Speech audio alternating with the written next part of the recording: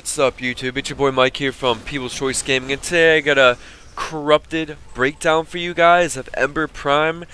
This is going to be a throwback build to basically an old build I did before her nerf that focuses on power strength, just making her really tanky and doing a lot of damage with her World on Fire ulti. And before I get to the build breakdown, I'm not really going to go over the powers or anything much, because just like her unprime counterpart, she has, all the same powers, and I've already gone over her fully in my older Ember videos, so I kind of just wanted to show her to you in action and then jump right into how to mod her.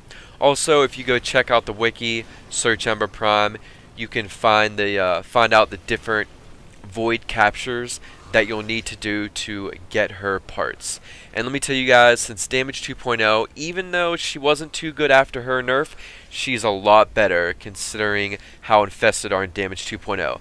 Alright, let's jump into how to mod her. Alright guys, let's go ahead and jump into the build here from my Ember Prime. Give you a quick look at her with my exclusive signed on there, the Misa. She's such a badass looking Prime. They did such a good job on her. Definitely props to them for the Ember Prime. That helm is so sick looking. What, you looking at me? Shit. Ember Prime.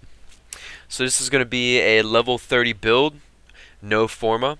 I would definitely Forma this build, once or twice, to really max it out if you like this Warframe. But I'm going to show you, how to do this build without a Forma. And basically, I'm not going to go over the powers, real in depth. I've already done, Ember in the past, and ever since her last nerf, she really just wasn't all that great. And the last build I did on her was, I want to do something different, and I did more of a duration, kind of a big range, AoE trash build. And considering she's a lot better in Damage 2.0, I decided to do a little throwback build for her, and this is going to be my defense tanky World on Fire build that I did for her a long time ago before she got nerfed.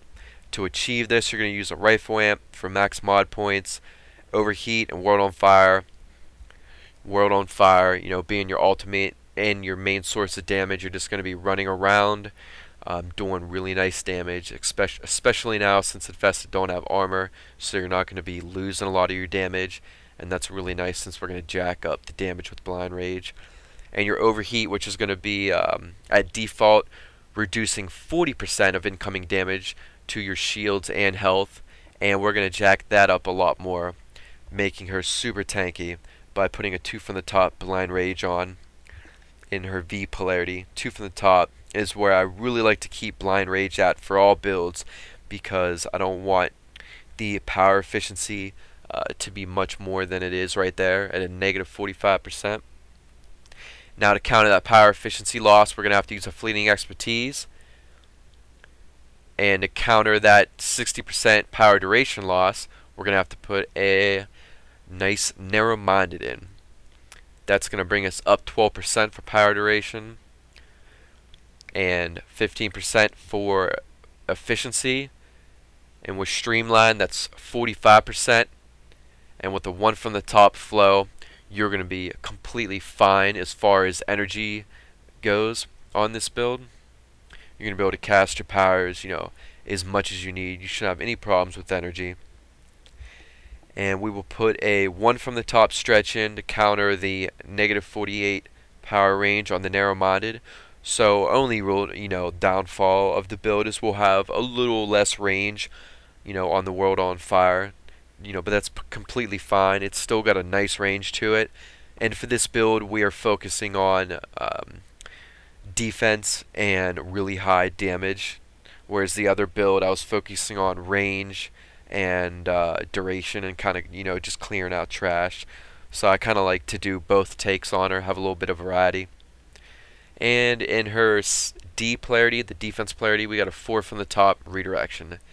And really, you don't need to go that high with the redirection, because that Overheat is just going to make you really, really tanky and add a great layer of defense. Now, if you really like using her, I would highly suggest putting a Forma or 2 in her, maybe add a little rush because he's a little on the slow side.